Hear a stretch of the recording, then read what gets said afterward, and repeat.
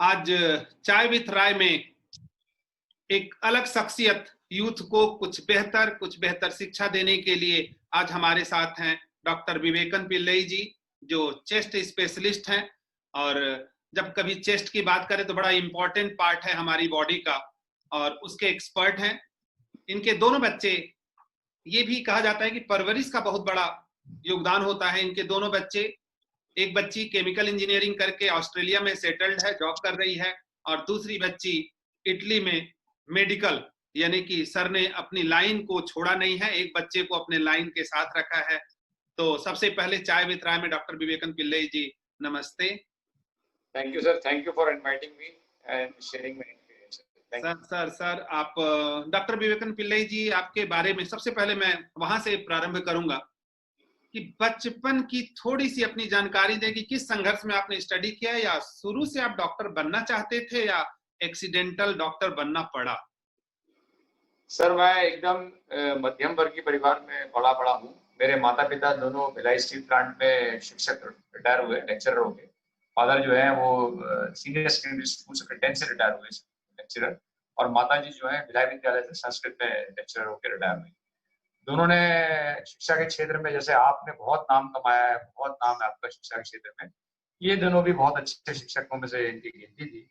तो बचपन से ही जो है, और उस समय इन लोगों की आय जो थी, बीएसपी की सैलरी, जब तक ये 5th पे रिवीजन 7th पे रिवीजन ऐसा कुछ नहीं हुआ था, तो इनकी आय बहुत कम थी। और हम बीएसपी के द्वारा दिए हुए एक छोटे से घर में सेक्टर 4 में हम लोग रहते थे। इसलिए बचपन से एक तीव्र इच्छा थी कि जिस परिवेश में रह रहे हैं, उस परिवेश से ऊपर उठ के कुछ हमें करना है। और वो उस जब तक हम, ऐसा तो कोई भगवान ने हमें क्वालिटी या ऐसा कुछ गुण नहीं दिया था कि मैं एकदम ही सचिन तेंदुलकर की तरह मैं क्रिकेट नहीं खेल सकता था, या महान लता मंगेशकर की तरह गाना गा नहीं सकता था। तो मुझे लगा, मेरे माता पिता ने बताया, जबकि मैं खेल में बहुत अच्छा था और मैं स्कूल से लेके कॉलेज यूनिवर्सिटी तक क्रिकेट खेला हूँ और फुटबॉल खेला हूँ। और माता पिता ने बोला कि अगर तुमको जीवन में आगे बढ़ना है तो या तो पढ़ाई चूज करना पड़ेगा या फिर स्पोर्ट्स। अगर खेलना है तो सिर्फ खेलना ही है, पढ़ना छोड़ना पड़ेगा। पढ़ते हुए खेल के दो नावों पर पैर रख के आप नहीं जा सकते, उन्होंने कहा। तो मुझे समझ में आ गया अल्टीमेटली कि पढ़ाई एकमात्र माध्यम है। तो मैंने बचपन से ही सिर्फ पढ़ाई ही किया और जम के पढ़ाई किया, ताकि एक गोल था, माँ की इच्छा थी कि बचपन से वो चाहती थी कि मैं डॉक्टर बनूं। पर मैं बायोमैथ्स का स्टूडेंट था, तो मैंने इंजीनियरिंग भी क्रैक की थी और मेडिकल भी क्रैक। पर माताजी की इच्छा थी कि मैं डॉक्टर बनूं, तो फिर मैं इसलिए अल्टीमेटली मेडिकल कॉलेज ज्वाइन। बहुत ही बढ़िया।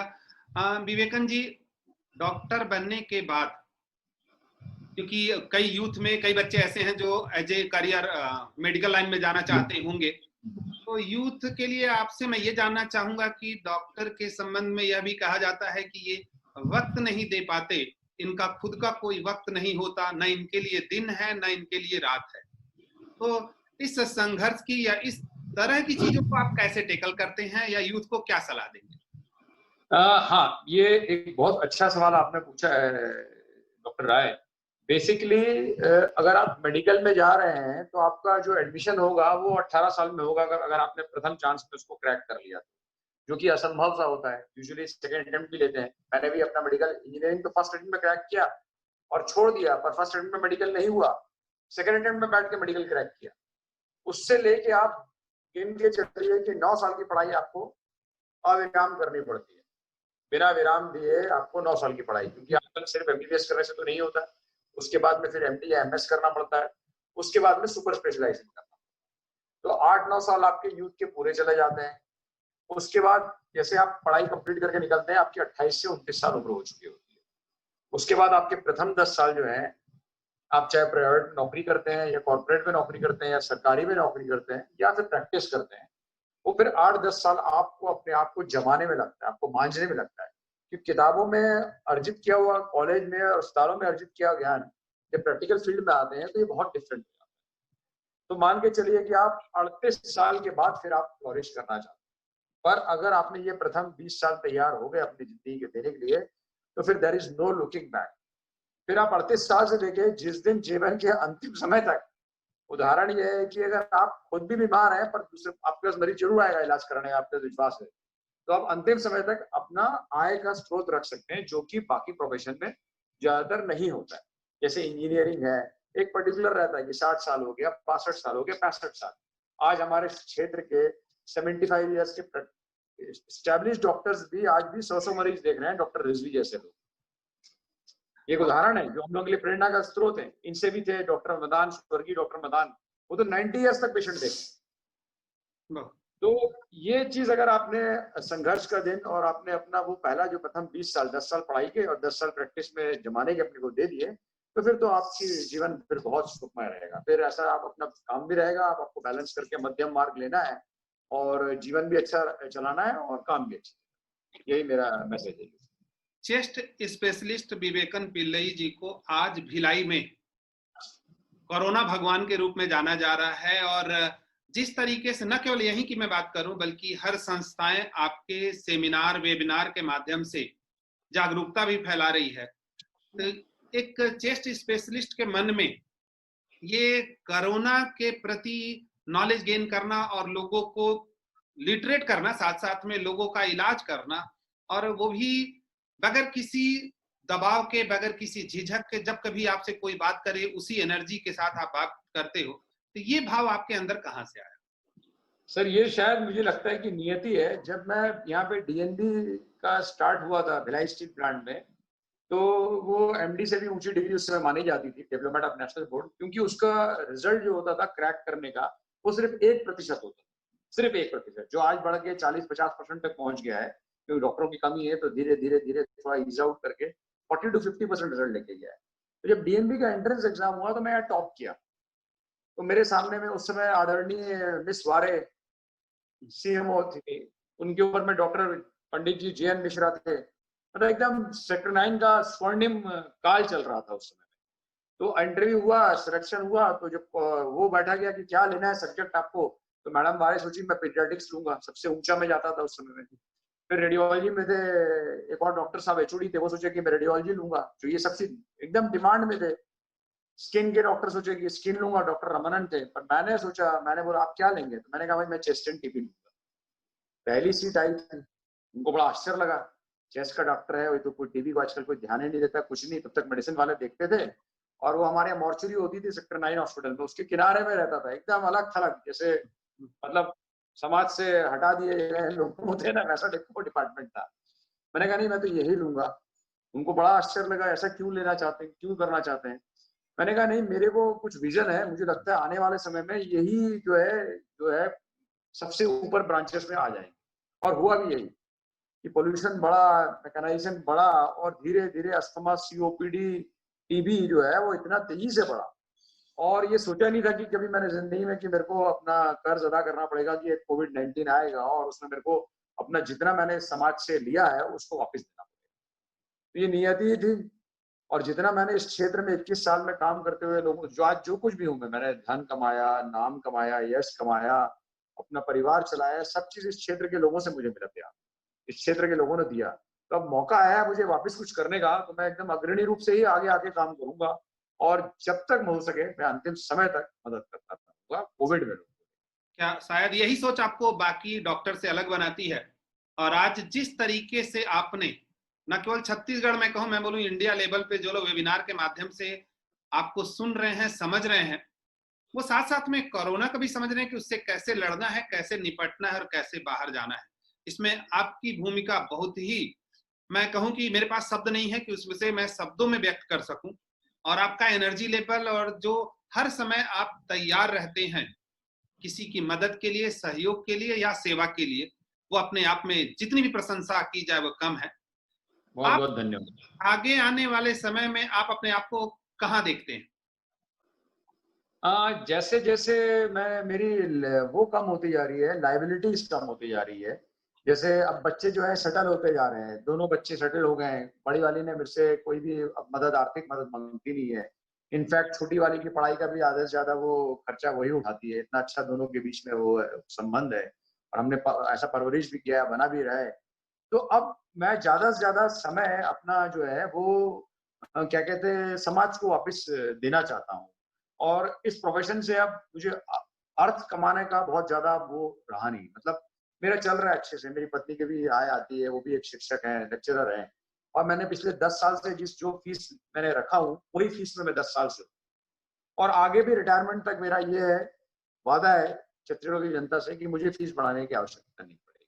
इसी फीस में और 10 साल भी मैं काम करूंगा, 60-65 साल तक, तो भी मुझे कोई भी वो नहीं आएगा। तो मैं आगे ज्यादा से ज्यादा समय आप जैसे लोग हैं जिनके साथ जुड़ के मुझे कुछ सोशल काम करना है, मैसेज देना है, कुछ मोटिवेशनल चीजें देनी है, बिना कोई अर्थ या आय को गेन करके, या फिर जैसे पिछली बार जेसी वालों के साथ जुड़ा तो उनको ही मैंने कहा, in fact I want to return to the society. मैं भी सक्षम हूँ कि मैं आर्थिक रूप से अपना और अपना लेबर के रूप से, मतलब फिजिकल लेबर और इंटेलेक्चुअल लेबर भी देख के मैं सोसाइटी को कंट्रीब्यूट करना चाहता हूँ। यही मैं देखना चाहता हूँ आगे। डॉक्टर विवेकन जी, कभी ऐसा हुआ कि थोड़ा सा आप परेशान हुए या इरिटेटेड हुए कि अरे यार मेरे पास तो न खुद के लिए कोई समय है न परिवार के लिए समय है, ऐसा कभी मन में कभी भाव आए? सर ये ऐसा होता था, शुरुआत में बहुत हुआ है, जब मैंने कई साल तक बच्चों के बर्थडे में मैं पहुंच नहीं पाया, क्योंकि मैं उस समय लगातार काम करता था 24/7 और पूरे 365 दिन, क्योंकि एक जुनून था कि प्रैक्टिस जमाना है छत्तीसगढ़ में। और मैं नया नया दिल्ली अपोलो छोड़ के आया था, और रामकृष्ण केयर का मैं पहला चेस्ट का कंसल्टेंट था, चेस्ट का एचओडी फर्स्ट, जब रामकृष्ण केयर स्टार्ट हुआ था पुराने अस्पताल से। और डॉक्टर दवे मेरे आदरणीय बड़े भाई थे वहाँ, जितने डॉक्टर अब्बास नकवी, राजेश गुप्ता, इन लोगों ने बुलाया था मुझे कि आप इस शहर में आओ, चेस्ट वाले कोई नहीं है। तो प्रथम 10 साल में रायपुर, भिलाई और राजनांदगांव, ये 3 शहर डेली अप एंड डाउन करता था। और संडेज को मैं कैंप करने के लिए कांकेर है, बलोद है, दिल्ली राजरा है, ये हर संडे को कांकेर, जगदलपुर तक भी मैं कैंप करके आता था। उस समय कई बार ऐसा लगता था कि क्या है, बड़ा घर वाले भी बड़े परेशान होते थे, बट पत्नी बच्चों का, क्योंकि संयुक्त परिवार था, माता पिता भी साथ में रहते थे, तो मुझे पता नहीं चला पूरा योगदान जो था मेरे माता पिता का और मेरी पत्नी का मेरे बच्चों को बड़ा करने में था। उस समय लगता था खील होती थी, पर उतनी नहीं थी। इस समय जो सितंबर में कोविड ने पीक किया, उस समय मेरा एक बार ब्रेकडाउन हुआ हल्का सा। मुझे लगा, वो भी ये नहीं कि अपने लिए समय नहीं, उस समय ऐसा हुआ कि सब सिस्टम फेल हो गया मेरा, मतलब पूरा कंप्लीट सिस्टम वाज फेलिंग। एक समय में 400-500 होम आइसोलेशन में पेशेंट्स हैं अंडर में एडमिट, और रोज 100-150 पेशेंट हम देख रहे हैं, मतलब बिस्तर का इंतजाम नहीं कर पा रहे हैं, आसपास में परिजन मरने शुरू हो गए हैं। उस समय मैं जरा 1 हफ्ते का मैं छुट्टी पे गया, पर वीडियो से कंसल्टेशन पे काम करता रहा अपने आप, क्योंकि मुझे नींद आना बंद हो गया था। रात में भी मरीज दिखते थे, पर्चियां दिखती थी, दवाइयां दिखती थी। उस समय थोड़ा सा हुआ, हल्का सा लगा, बट 1 हफ्ते के अंदर मैं वापस रिज्वाइन कर लिया। और ईश्वर की कृपा से अब पैंडेमिक धीरे धीरे अपने यहाँ छत्तीसगढ़ में काफी कम भी हो चला है। अक्टूबर से तो बहुत गिरना शुरू हो गया। विवेकन पिल्लई जी, आप अपनी बातों को बड़े खूबसूरत और बेबाकी के अंदाज में रखते हैं। सत्य बोलने में या सच बोलने में कहीं झिझकते नहीं है, उसका नुकसान कहीं कितना भी हो, या आप अपनी सेवा को नुकसान और फायदे के साथ नहीं जोड़ करके सेवा को सेवा के रूप में समझते हैं। आज का यूथ, जो बदलते दौर का यूथ है मैं ये कहूं, या मोबाइल और लैपटॉप का यूथ है, इनके लिए अगर कहना होगा तो आप क्या कहेंगे? यूथ ही हमारा सबसे बड़ा स्ट्रेंथ है, पावर है, और अगर आज का यूथ ही जागेगा और यूथ पूरी कर्तव्य परायणता से कर्मनिष्ठ होकर काम करेगा, तो हम लोग चाइना और अमेरिका को बहुत जल्दी पीछे छोड़ सकते हैं। पूरा चीज यूथ के ऊपर है, सारा चीज। और यूथ को अगर हमको उनका आह्वान करना है, तो स्वामी विवेकानंद जी से अच्छा हमको कुछ नहीं लगता है, जिनका मैं परम फॉलोअर रहा हूँ बचपन से। उनके स्पीचेस, उनके डिबेट्स मैंने ऑन द स्पॉट एक्सटेम्पोर से बोलने से लेके हमेशा उसको अपने जीवन में भी मैं उसमें लेके आया। आज के यूथ को जागना पड़ेगा। आज के यूथ को पढ़ाई ऐसी करनी पड़ेगी कि वो क्लिनिकल मतलब स्किल बेस्ड पढ़ाई करनी पड़ेगी, खाली बुक बेस्ड पढ़ाई नहीं करनी पड़ेगी। जिस तरीके से पढ़ाई आप लोग करा रहे हैं, जॉब ओरिएंटेड पढ़ाई करवा रहे हैं, उनको एक स्किल दिलवा के पढ़ाई करा रहे हैं, वैसा पढ़ना पड़ेगा। मतलब खाली थ्योरेटिकली पढ़ाई जो चल रही है कि हम लोग ग्रेजुएशन करे जा रहे हैं, चाहे वो इंजीनियरिंग हो, चाहे वो कॉमर्स में बीकॉम हो, या वो मतलब जब तक कि वो हैंड्स ऑन काम करते हुए नहीं पढ़ेंगे, तब तक उनका सर्वाइवल मुश्किल है। अब जैसा जी हमारे प्रधानमंत्री ने आह्वान किया है कि भाई आपको मेड इन इंडिया करना है, तो आगे यूथ को आना पड़ेगा। अब उस चीज के लिए यूथ को आने के लिए आज का यूथ चाहता है कि हम कम समय में ज्यादा से ज्यादा अचीव करें। ये अच्छी बात है, बट इसके कई दुष्परिणाम भी होते हैं। जिस प्रकार से आप अगर देखें, आपके और मेरे पेरेंट्स की सैलरी बहुत कम थी, बहुत कम था, बहुत उसमें तनख्वाह मिलती नहीं थी। हमारे पिताजी बीएसपी में लेक्चरर होकर जिस पद से रिटायर हुए उसी पद में हमारी पत्नी भी है, पर उनकी तनख्वाह जो थी वो जब रिटायर हुए उनकी जो तनख्वाह थी उससे 8-10 गुना तनख्वाह हमारी पत्नी की बढ़ चुकी है और 10 साल रिटायरमेंट को बचा है। सो आज सैलरीज बहुत ज्यादा मिल रही है, यूथ को भी मिल रही है, बहुत ज्यादा सैलरीज मिल रही है उनको एज कम्पेयर टू व्हाट हम लोगों को मिलता था। हमको 1300 रुपए में हमने अपनी 1993 में पहली नौकरी ज्वाइन की थी एमबीबीएस करने के बाद। तो ये सैलरी जो है इतनी ज्यादा इनको मिलती है तो ये चकाचौंध में वो हो जाते हैं। हमने पहला हमारा पूरा जो नौकरी था वो साइकिल में आया, उसके बाद हमने 3-5 साल तक मोटरसाइकिल भी चलाते रहे। प्रैक्टिस में आने के बाद भी बरसात में भीग आते थे और कपड़ा झटकार के बैठ के भिलाई में पेशेंट देखते थे मोटरसाइकिल में। कुछ मरीज बोलते थे साहब छोटी सी गाड़ी ही ले लो, तो बड़ा अजीब, नहीं बोले नहीं अभी तो नहीं ले सकते लोन, उनका कंसेप्ट नहीं था उस समय में कि लोन नहीं लेना है, लोन लेना बुरी बात मानी जाती। आज तो सब चीज मौजूद है। तो मेरा मैसेज यही है उनको कि चकाचौंध से और बड़े से बड़े मोबाइल गैजेट्स से लेके, मतलब बड़े हैवी मोबाइल्स, कॉस्टली मोबाइल्स लेके, बड़ी बड़ी फ्लैशी 2 व्हीलर लेके, उसके बदले में अपने को छोटा छोटा करके स्टेप लेना है और आने वाले भविष्य के लिए सेविंग करना है। आज का यूथ सेविंग्स बहुत कम करता है। हमने शुरू से किया सेविंग, अगर हम 10 रुपए कमाते थे तो हम 2 रुपए बचाते थे। हमने अपने बच्चों को भी यही सिखाया है, यूथ को भी यही मैसेज देते हैं कि सेविंग भी करना है। खर्चा करिए, आपका आपका वो है, आपका अधिकार है, आपने कमाया है, आपने इस पैसे को खर्च करिए अपने पर, बट 25% अपनी तनख्वाह में से जो आय है उसमें से सेविंग करिए। और तीसरा अंतिम चीज, जैसा आजकल बहुत चल रहा है, आप देख रहे हैं ड्रग्स का, बॉलीवुड का इतना चल रहा है, फिल्म आइकॉन्स लोगों को जिनको आज का यूथ बहुत फॉलो करता था, हमने भी अपने फिल्म आइकॉन्स को बहुत फॉलो किए। हमारा दौर अच्छा था, लकीली कि उतना इतना ड्रग उस समय रैम्पेंट नहीं था। आज का दौर खराब है। अब तो छत्तीसगढ़ में भी आए दिन पेपरों में चल रहा है कि ड्रग्स यहाँ भी चल रहा है यंगर जनरेशन में। तो ये चीज ये बच्चों को बिल्कुल, आज के यंगर जनरेशन को, इतने काबिल बच्चे हैं, ये घुन की तरह उनको खा जाएगा। तो मेडिकल पॉइंट ऑफ व्यू से बता रहा हूँ, एक बार ये लग गया फिर तो मतलब, मेरे दोस्त हैं, मेरे साथी हैं, प्रमोद गुप्ता जी जो यहाँ इस क्षेत्र के मेरे बैचमेट है, मनोरोग चिकित्सक हैं, कई यूथ आते हैं उनके पास में ड्रग एडिक्शन करवाने। तो वो मैं चाहता हूँ कि ये मैसेज स्ट्रांगली आपके माध्यम से जाए कि यूथ जो है ड्रग्स के नशे से पूरी तरह से दूर रहे और अपने पोटेंशियल को रियलाइज करे। बस यही मेरा मैसेज है। Thank you so much. Doctor Vivekan ji बड़े खूबसूरत तरीके से यूथ को इस बात से दूर रखना चाहते हैं कि नशा अगर यूथ नहीं करे तो शायद अपनी क्वालिटी क्वांटिटी का 100% यूटिलाइज कर सकता है। तो शायद आपकी द्वारा कही गई बातें बड़ी प्रभावित करती हैं। मेरा एक खुद का भी व्यक्तिगत अनुभव है आपके साथ में। मेरे परिवार की मिट्ठू ने आपको 3-4 दिन के अंदर, मतलब ये अपने आप में एक हमारे घर में बड़ा एक इमोशनल माहौल हो गया था।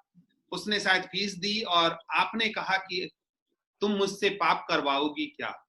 शायद ऐसे शब्द कम सुनने को मिलते हैं और ऐसे शब्द विवेकन पिल्लई जी से हमको सुनने को मिले तो हम भी आपके प्रति वही भाव रखते हैं जो पूरा आज के डेट में भिलाई एक कोरोना भगवान के रूप में विवेकन पिल्लई जी को देख रहा है। तो उस रूप में हमारे घर में भी ये भाव रखा जाता है।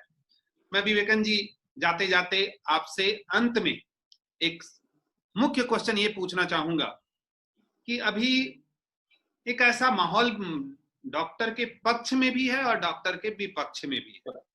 डॉक्टर के विपक्ष में ये है कि कुछ ऐसे शब्दों का प्रयोग किया जाता है या कुछ ऐसे स्पीकर भी ऐसे शब्दों का प्रयोग करते हैं कि लूट मचा दी है। शायद ये शब्द मुझे अच्छा नहीं लगता क्योंकि भगवान के दूसरे रूप को लूट जैसे शब्द से संबोधित किया जाए तो वो अच्छा नहीं लगता। तो क्या इस पार्ट में कहीं डॉक्टर भी रिस्पॉन्सिबल है क्या? देखिए, बेसिकली डॉक्टर पर से मतलब डायरेक्टली रिस्पॉन्सिबल नहीं है, क्योंकि ये जो लूट का जो इस्तेमाल जिन लोगों के लिए किया जाता है ये ज्यादातर कॉर्पोरेट हॉस्पिटल या प्राइवेट हॉस्पिटल के लिए किया जाता है, जो कि चंद डॉक्टर्स या नॉन मेडिकल लोग उस अस्पताल को चलाते हैं, वो होते हैं मालिक।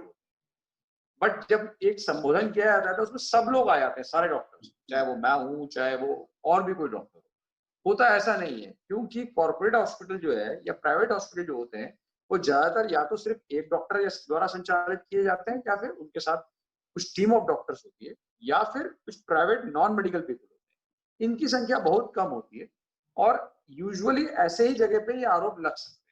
पर उनके यहाँ जो कार्यरत कर्मचारी हैं, जैसे मैं आज नौकरी कर रहा हूँ किसी अस्पताल में प्राइवेटली, तो वो मेरी वो मजबूरी है क्योंकि मैं वहाँ नौकरी कर रहा हूँ, तो मुझे तो जो मेरा अन्नदाता है, जो मेरा सैलरी दे रहा है, मुझे उसको फॉलो करना पड़ेगा। इस पे कई बार क्या होता है कि बायस भी है, आम जनता डॉक्टर से बायस भी है। अब क्या होता है कि आम जनता को मेडिकल का कॉस्ट का भी तो नहीं पता कि कितना कॉस्ट लग रहा है। एक बार आईसीयू में मरीज जाता है, क्योंकि मेरा खुद का प्राइवेट अस्पताल नहीं है, पर मैं प्राइवेट अस्पताल में कई आईसीयू में विजिटिंग रहा हूँ, तो कॉस्ट पर डे के हिसाब से बहुत ज्यादा। आज चीजें बहुत महंगी, 75% चीजें हिंदुस्तान में बनती नहीं है, उनका आयात करना पड़ता है और काफी ज्यादा कॉस्ट बढ़ गया है मेडिकल का। और हमारे यहाँ अनफॉर्चुनेटली आज भी मेडिकल का इलाज जो है इंश्योरेंस से कवर्ड नहीं है। वो भी एक मैसेज देना चाहता हूँ कि हम लोग 2 लाख रुपए का इंश्योरेंस सालाना जो है वो 2,000 रुपए मिलता है प्रीमियम में, फिर भी हमारे यहाँ कोई लेना नहीं चाहता। 5 लाख का इंश्योरेंस 5,000 में मिलता है। हमको लगता है कि बीमार पड़ेंगे तब होगा, देखा जाएगा, देख लेंगे, नहीं बीमार पड़ेगा तुम्हारा 5,000 साल का डूब जाएगा। जब तक इंश्योरेंस से ट्रीटमेंट का ये कवर नहीं किया जाएगा तब तक ये आरोप प्रत्यारोप एक दूसरे पे चलता है। कहीं कहीं पे एक तरफा ऐसा नहीं है कि डॉक्टर मरीजों पे जो बाकी जो आम जनता डॉक्टर पे आरोप लगाती है पूरी तरह से गलत भी है। कहीं कहीं इक्का दुक्का अपवाद रहते हैं जो हमारे साथी हैं गण हैं, उनसे गलतियां हो जाती हैं, पर ज्यादातर ऐसा नहीं होता। बहुत ही सुंदर तरीके से आपने इन बातों को रखा और क्लियर भी किया, इन सब पूरे कॉन्सेप्ट को क्लियर किया। लास्ट जाते जाते एक क्वेश्चन और पूछूंगा मैं, जाते जाते बोल करके एक एक क्वेश्चन करके मैं बढ़ाते जा रहा हूँ, क्योंकि आप तो टीचर परिवार से पले बड़े हैं तो समझते होंगे और आपकी पत्नी भी शिक्षक हैं, तो आप इस चीज को समझ रहे होंगे कि टीचर की एक विशेषता होती है, वो धीरे धीरे करके क्वेश्चन पे क्वेश्चन अपना रखते जाते हैं। तो मैं जाते जाते ये बस पूछना चाहूंगा लास्ट कि कोरोना से बचने के लिए आज के डेट में मुख्य रूप से 2-3 कौन सी बातें हैं जो लोग ध्यान रखें? देखिए, सिर्फ अभी तो इंग्लैंड वगैरह में एजुकेशन इंस्टीट्यूशंस को भी खोल दिया गया। सिर्फ 2 ही बातें ध्यान रखना है हमको कोविड से बचने के लिए। एक है मास्क का उपयोग करेंगे, घर का बना हुआ मास्क भी उपयोग कर सकते हैं जो कि 3 सतह वाला होना चाहिए, ट्रिपल लेयर्ड मास्क। बाहर से खरीदा हुआ भी मास्क ले सकते हैं जो भी ट्रिपल लेयर्ड मास्क होना चाहिए। बाहर से खरीदा हुआ ट्रिपल लेयर्ड मास्क को अभी गवर्नमेंट ने कैपिंग कर दिया, जैसे महाराष्ट्र गवर्नमेंट ने कर दिया। हमको लगता है कि इसका अनुसरण करके छत्तीसगढ़ गवर्नमेंट भी करेगी। उसको 3 रुपए से ज्यादा नहीं देना है। हमको N95 मास्क पहनने की जरूरत नहीं है, उसका भी कैपिंग महाराष्ट्र गवर्नमेंट ने भी किया है 50 रुपए, और सब स्टेट गवर्नमेंट को फॉलो करना चाहिए। तो ट्रिपल लेयर्ड 3 सतह वाला मास्क का उपयोग करना है, चाहे हम घर से बाहर निकले तुरंत उसको लगाना है, और जब तक हम घर से बाहर रहेंगे, पब्लिक प्लेस में रहेंगे, उस मास्क को नीचे नहीं करना है। मास्क को नीचे करना तभी है जब आपको पानी पीना और खाना खाना हो, उस समय आप अकेले होना चाहिए, आसपास में कोई नहीं होना चाहिए। और सोशल डिस्टेंसिंग मेंटेन करना है, 6 फुट की दूरी में आप हाथ हमेशा धोते रहिए। दिन में अगर 5 बार हाथ धोते हैं और 5 बार हाथ सैनिटाइज करते हैं और कपड़े का मास्क 3 सतह वाला आप यूज करते हैं तो आपको कोरोना कभी नहीं होगा। और आपको सारा काम अपना करते रहना चाहिए। कोई प्रोफेशन बंद नहीं होना चाहिए। कोई प्रोफेशन, चाहे वो शिक्षा का प्रोफेशन है, टीचिंग का प्रोफेशन है। छोटे बच्चे लोग तो नहीं मान सकते, उनको तो समझाना बहुत मुश्किल है। बड़े बच्चे कम से कम उनको हाई स्कूल के ऊपर से यूनिवर्सिटी तक कक्षाएं भी खोल देंगे तो भी कोई दिक्कत नहीं, क्योंकि आजकल सब इतने बड़े दूरी में बैठाया जा सकता है, सब बच्चे सावधानी से कर सकते हैं, उनको मैसेज दिया जा सकता है। उसी प्रकार से सब लोगों को काम भी कर जाना चाहिए, व्यापारिक प्रतिष्ठानों को भी काम करना चाहिए, जिस तरीके से हम लोग काम कर रहे हैं सबको काम करना चाहिए। बस ये 2 मैसेज के साथ, सोशल डिस्टेंसिंग और मास्क। चाय विथ राय पे डॉक्टर विवेकन पिल्लई जी, आपने यूथ को भी बहुत कुछ बताया, कोरोना को भी बहुत कुछ बताया, तो हम आपका धन्यवाद करते हैं। और आपने अपने कीमती समय में से आज हमें आधे घंटे का समय दिया, तो उसके लिए बहुत बहुत धन्यवाद। मैं इनफैक्ट बहुत धन्यवाद देना चाहता हूं आपका डॉक्टर राय और आपकी पूरी टीम को कि उनके साथ जुड़ा मैं, और मुझे भी मेरे जीवन में एक नया आयाम आया है। ये मतलब मैंने कई बार मुझे ऑफर भी मिले कि आप करिए कुछ भी चीज सोशल मीडिया पे आइए या अपना कंट्रीब्यूशन करिए, पर मैं जुड़ ही नहीं पाया। ये इत्तेफाक है कि क्या है, मुझे लगा ही नहीं कि इनके साथ जुड़ना चाहिए। पिछली बार एक अच्छी शुरुआत हुई थी, फिर मैं आपके साथ जुड़ गया हूँ और मैं आगे भी आपके साथ जुड़ा रहूंगा। और कोई भी मेरे लायक सोशल काम होगा तो आप लोग मुझे जरूर याद करिएगा। आप फिर अगली बार हम मिलते हैं किसी नई शख्सियत के साथ में अगले शनिवार को। यूथ को विवेकन पिल्लई जी के शब्दों को मैं चाहूंगा कि यूथ जरूर ग्रहण करे। थैंक जी।